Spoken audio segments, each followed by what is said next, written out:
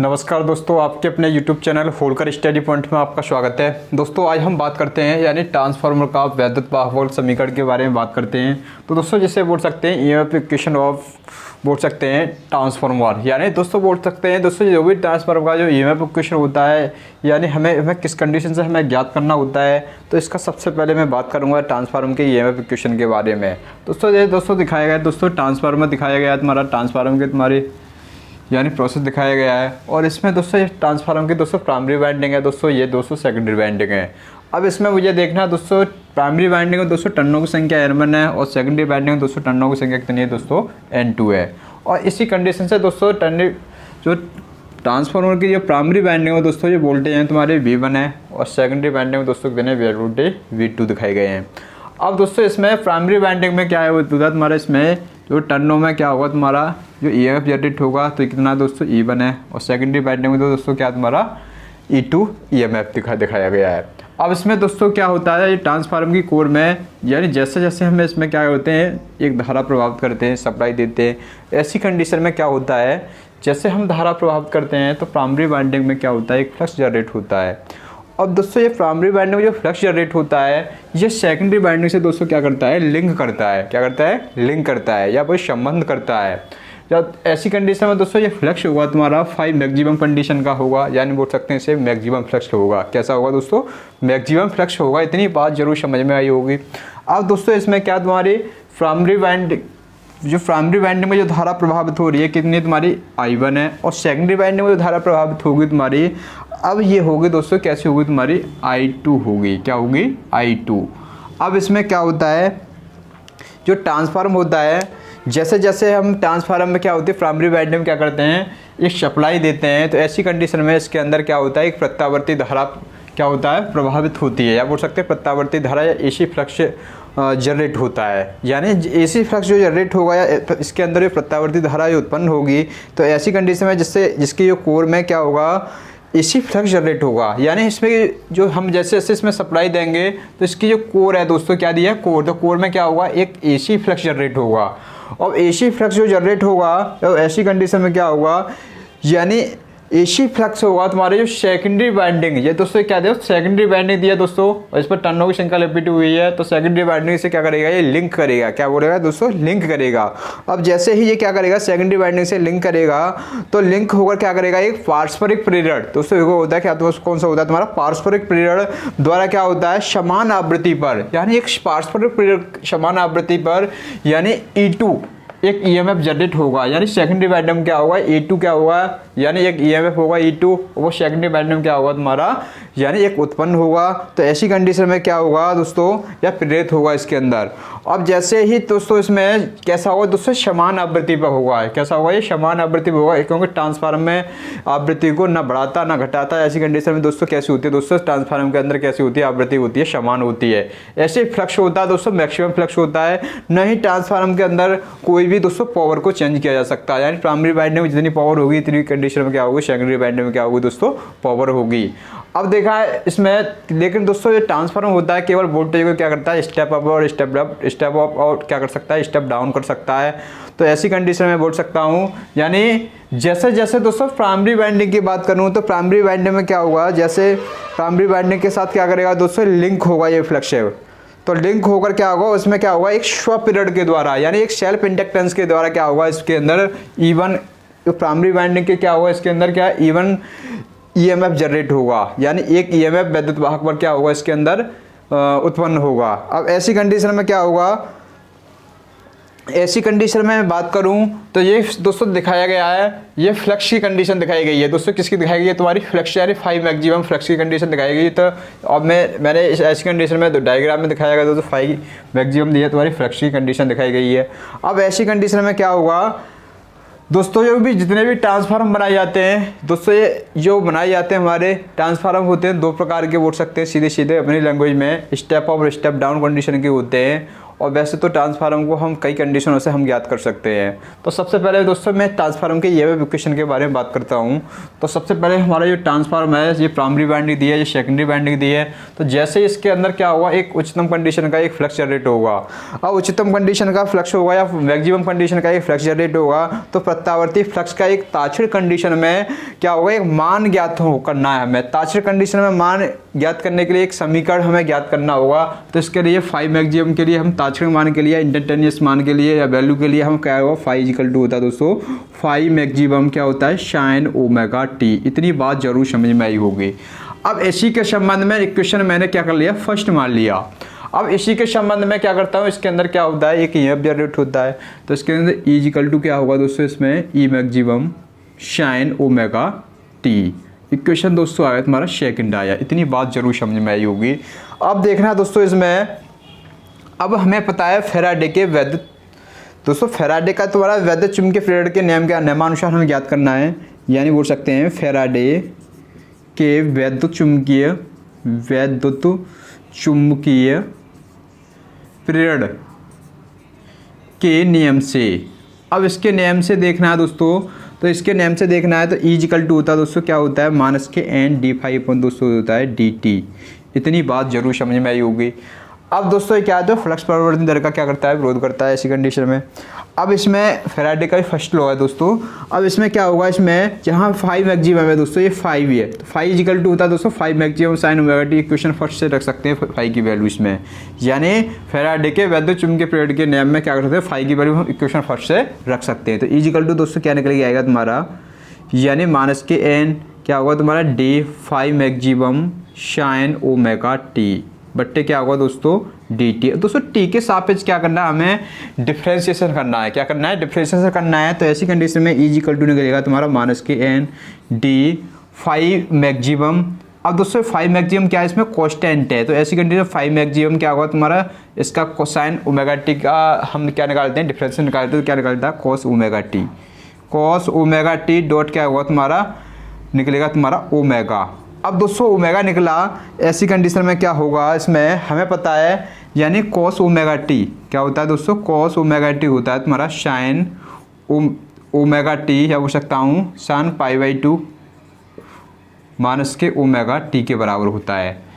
या बोल सकता हूँ साइन थीटा यानी कॉस थीटा होता है तुम्हारा साइन 90 माइनस थीटा के बराबर होता है।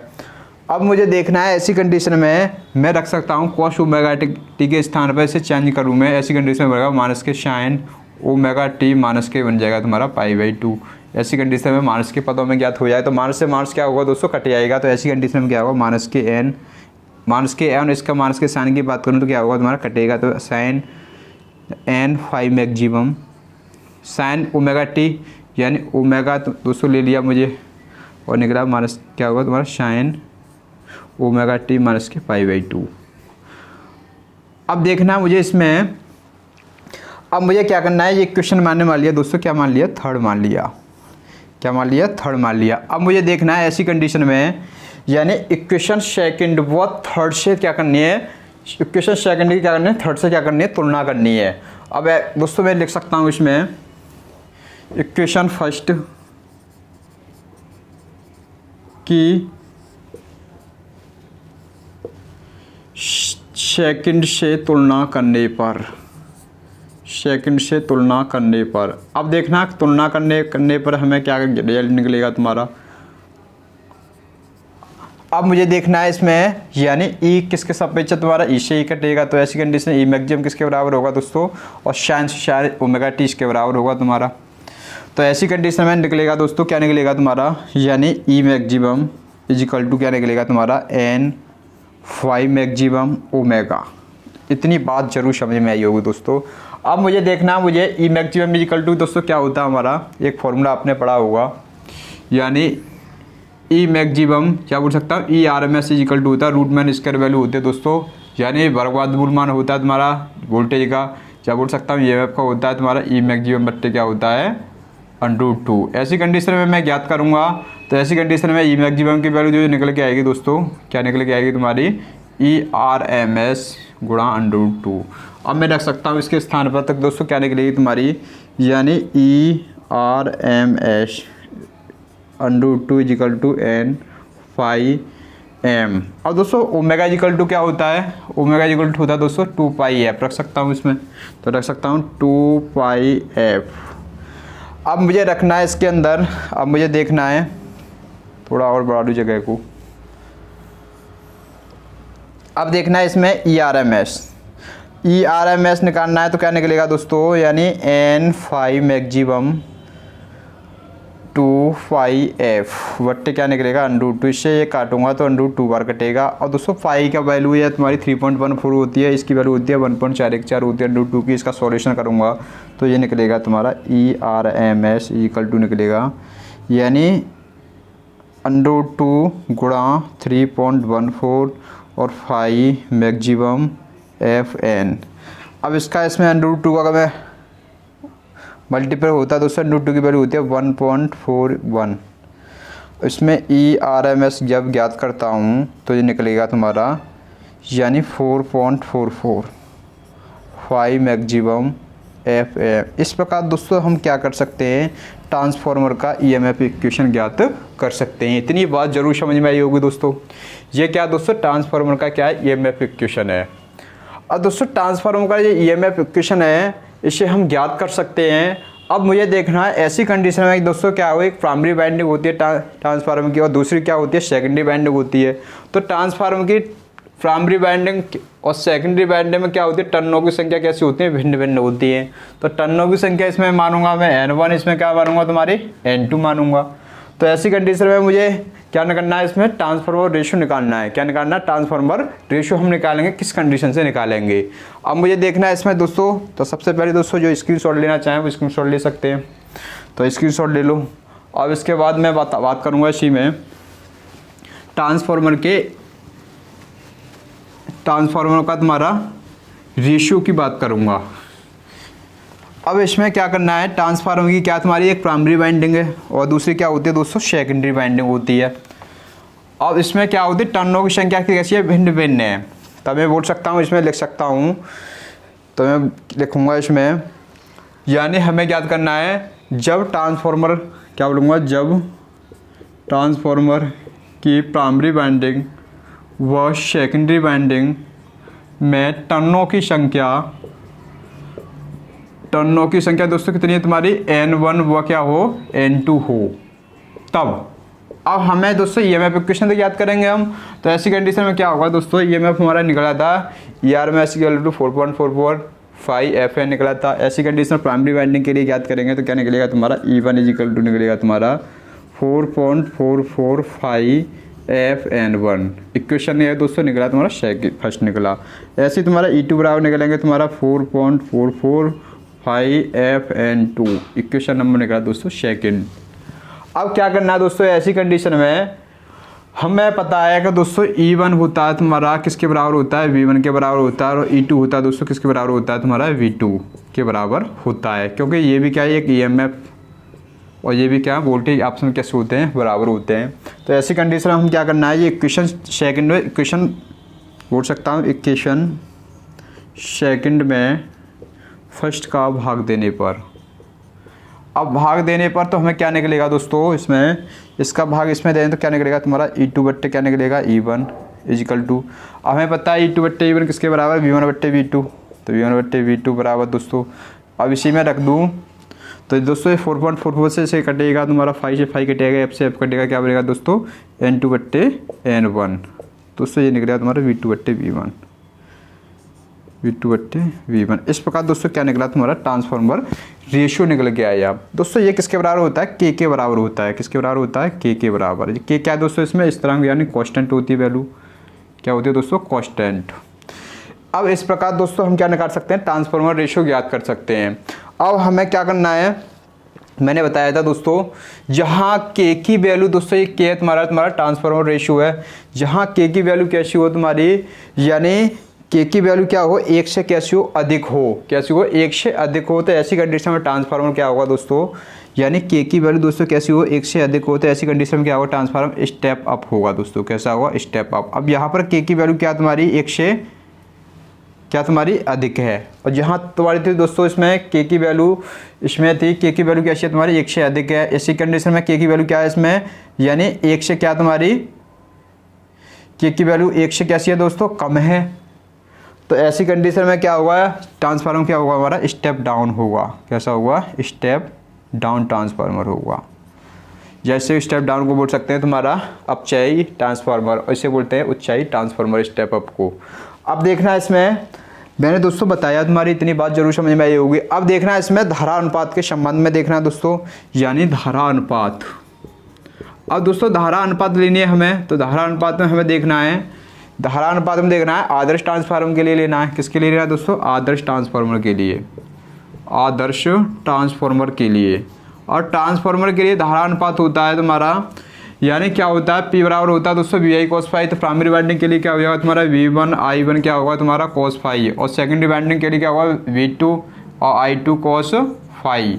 और cos फाई से cos फाई कट गया, क्योंकि ट्रांसफार्मर में क्या पावर फैक्टर नहीं होता है। ऐसी कंडीशन फाई से फाई कटा, तो यहाँ पर क्या निकला V1 I1 is equal to V2 I2। और जहाँ मुझे क्या निकालना है, एक रेशियो निकालना है, तो निकलेगा तुम्हारा यानी I1 बट्टे I2 बराबर निकलेगा तुम्हारा V2 बट्टे V1। ये दोस्तों किसके बराबर है दोस्तों, के बराबर निकल के आया। यही तुम्हारा, अब हमें ये भी कंडीशन पता है, जब के बराबर तुम्हारा I1 बट्टे I2 निकला, I1 बट्टे I2 V2 बट्टे दोस्तों ये V2 बट्टे V1, V2 बट्टे V1 जो निकल के आया तुम्हारा। तो ऐसी कंडीशन हमें देखना है, तो V2 बट्टे V1 दोस्तों किसके बराबर है तुम्हारा, यानी E2 बट्टे E1 और N2 बट्टे N1। इस प्रकार हम रख सकते हैं इसका, यानी इसमें रखेंगे तो हमारा जो निकल के आया ट्रांसफार्मर रेशियो निकल के आएगा तो दोस्तों ये निकलेगा I1 बट्टे I2 बराबर V2 बट्टे V1 बराबर E2 बट्टे E1 बराबर निकलेगा तुम्हारा N2 बट्टे N1। इस प्रकार दोस्तों ये निकला तुम्हारा, ये दोस्तों होता है तुम्हारा के बराबर। इस प्रकार दोस्तों ये ट्रांसफार्मर रेशियो निकल के आया तुम्हारा कंप्लीट ट्रांसफार्मर रेशियो। अब दोस्तों ये कंडीशन तुम्हें याद हो, ऐसी कंडीशन में किसी भी प्रकार का हम क्वेश्चन निकाल सकते हैं, चाहे हमारा टर्नों की संख्या दी हो, चाहे तुम्हारा EMF दिया हो, चाहे वोल्टेज दिए हो, या ट्रांसफार्मर के अंदर क्या हो, धारा दी हो। तो ऐसी कंडीशन हम बोल सकते हैं कि जैसे जैसे ट्रांसफार्मर की जो प्राइमरी वाइंडिंग होती है, जिसमें जैसे जैसे टर्नों की संख्या अधिक हो, क्या होती है दोस्तों, टर्नों की संख्या कैसी हो, अधिक हो। ऐसी कंडीशन में क्या होंगे, वोल्टेज कैसे होंगे इसके अंदर, अधिक होंगे, और EMF भी कैसा होगा, अधिक होगा, लेकिन धारा कैसी होगी दोस्तों, कम होगी। अब ऐसे तुम्हारी सेकेंडरी वाइंडिंग की बात करूँ, तो सेकेंडरी वाइंडिंग में टर्नों की संख्या कम हो, सेकेंडरी वाइंडिंग में टर्नों की संख्या कम हो, तो ऐसी कंडीशन में इसके अंदर EMF कैसा होगा, कम होगा, और EMF कम होगा तो वोल्टेज भी कैसे होंगे, कम होंगे, और वोल्टेज कम होंगे तो ऐसी कंडीशन में धारा कैसी हो जाएगी दोस्तों, इसमें यानी हमारी धारा हो जाएगी दोस्तों अधिक हो जाएगी। कैसे हो जाएगी, अधिक हो गई। इस प्रकार हम ट्रांसफार्मर बोल सकते हैं, स्टेप डाउन ट्रांसफार्मर बोल सकते हैं। यदि मैं इसी का विपरीत कर दूँ तो क्या बन जाएगा दोस्तों, स्टेप अप ट्रांसफार्मर बन जाएगा तुम्हारा। इतनी बात जरूर समझ में आई होगी दोस्तों। अब दोस्तों मैं बात करूँगा इसी के अंतर्गत, जैसे निष्कर्ष निकालता है आगे चल के, हमें एक कंडीशन और क्वेश्चन पूछता है, यानी हमें ट्रांसफार्मर का जो निकलता है तुम्हारा फुल लोड कंडीशन पर है, यानी फुल लोड कंडीशन पर हमें जो करंट की वैल्यू ज्ञात करते हैं, तो हम कैसे ज्ञात करते हैं। अब नेक्स्ट भी चलते हैं दोस्तों, जैसे मैं बात करूँ इसी में आगे बताता हूँ दोस्तों इसमें, यानी जब क्या हो, ट्रांसफार्मर क्या हो, फुल लोड पर हो, क्या हो दोस्तों, ट्रांसफार्मर कैसा हो तुम्हारा, फुल लोड पर हो। यानी हमारा ट्रांसफार्मर है, आगे लिख सकता हूँ, जब ट्रांसफार्मर फुल लोड पर हो। अब दोस्तों फुल लोड पर हो तो ऐसी कंडीशन में ट्रांसफार्मर की जो हम जो मेजर करते हैं, देखा होगा तुम्हारा बिजली घर होते हैं वहाँ पर मेजर करते हैं, या वहाँ पर सब स्टेशन होते हैं वहाँ मेजर करते हैं, मेगावाट में हम लेते हैं, उसकी क्या लेते हैं, आउटपुट कंडीशन का लोड लेते हैं। अब आउटपुट मेगावाट में लेते हैं, हमें पता है जो मेगावाट होता है दोस्तों क्या होता है, MW। तो 1 मेगावाट होता है दोस्तों किसके बराबर होता है, 10 की पावर किसके होता है, 6, किसके बराबर होता है, 6 वाट के बराबर होता है। इतनी बात जरूर समझ में आई होगी। अब दोस्तों इससे मैं क्या करूँ, वाट होता है, ये भी क्या होता है, मात्रक होता है दोस्तों, वोल्ट एम्पियर के बराबर होता है, या बोल सकता हूँ 1 वाट बराबर होता है तुम्हारा किसके बराबर होता है दोस्तों, यानी वोल्ट एम्पियर के बराबर होता है। अब मैं रख सकता हूँ इसमें वोल्ट एम्पियर, तो यहाँ निकलेगा तुम्हारा दोस्तों, इसके स्थान पर मैं क्या लिख सकता हूँ, मेगावाट इजिकल टू रख सकता हूँ 10 की पावर 6 वोल्ट एम्पियर। अब इसे हम कन्वर्ट करूँगा 10 की पावर 3 गुणा 10 की पावर किस में करूँगा, 10 की पावर 3 VA में। अब हमें पता है यानी वोल्ट एम्पियर को इसे कन्वर्ट करूँगा तो किसमें क्या केवीए में हो जाएगा तुम्हारा, किलो वोल्ट एम्पियर में कन्वर्ट हो जाएगा 10⁻3। तो ऐसी कंडीशन बोलो 10⁻3 या बोल सकता हूँ 1000 गुणा केवीए। इस प्रकार दोस्तों हम मेगावाट को क्या कर सकते हैं, चेंज कर सकते हैं।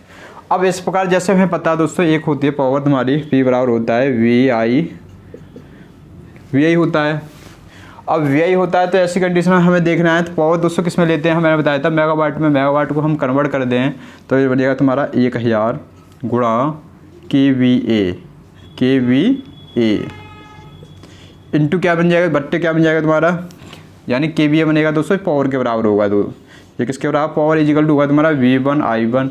अब I1 बराबर निकालेंगे दोस्तों, क्या निकालूंगा मैं, फुल लोड कंडीशन में क्या करंट की वैल्यू याद करता हूँ। तो ऐसी कंडीशन में निकलेगा तुम्हारा 1000 गुणा KVA, जितनी KVA का ट्रांसफार्मर हो, 25 KVA का हो, ऐसी कंडीशन लगाएंगे हम क्वेश्चन के अंदर KVA बट्टे निकलेगा तुम्हारा V1। इस प्रकार दोस्तों ऐसे तुम्हारी ट्रांसफार्मर के I2 वैल्यू हम ज्ञात करें या ट्रांसफार्मर के यानी सेकेंडरी वाइंडिंग की करंट को ज्ञात करें तो हमें निकलेगा फॉर्मूला I2 इक्वल टू निकलेगा तुम्हारा यानी 1000 गुणा KVA बट्टे क्या निकलेगा V2। इस प्रकार हम दोस्तों निकाल सकते हैं।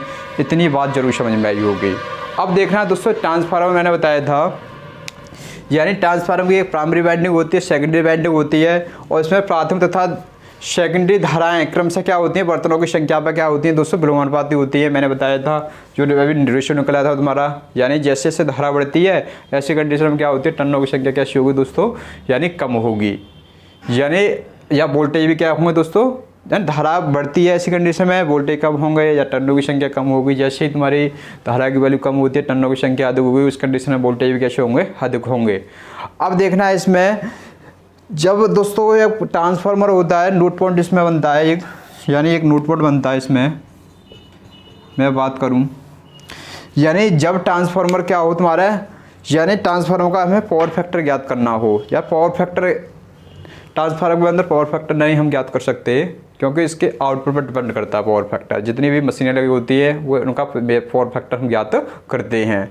अब जैसे होता है ट्रांसफार्मर का जो पावर फैक्टर सदैव उस पर लगी मशीनों पर निर्भर करता है। तो नोट पॉइंट बन सकता है यहाँ पर, यानी ट्रांसफार्मर का पावर फैक्टर PF सदैव ट्रांसफार्मर पर लगी मशीनों पर निर्भर करता है। इसलिए दोस्तों ट्रांसफार्मर की जो रेटिंग लेते हैं किस में लेते हैं दोस्तों, KVA में लेते हैं। तो उससे ट्रांसफार्मर की रेटिंग, ट्रांसफार्मर की रेटिंग किस में लेते हैं, KVA में लेते हैं। इतनी बात जरूर समझ में आई होगी दोस्तों। इस प्रकार मैंने तुम्हें ट्रांसफार्मर के बारे में बताया, ट्रांसफार्मर के EMF इक्वेशन के बारे में बताया और ट्रांसफार्मर के रेशियो के बारे में बताया।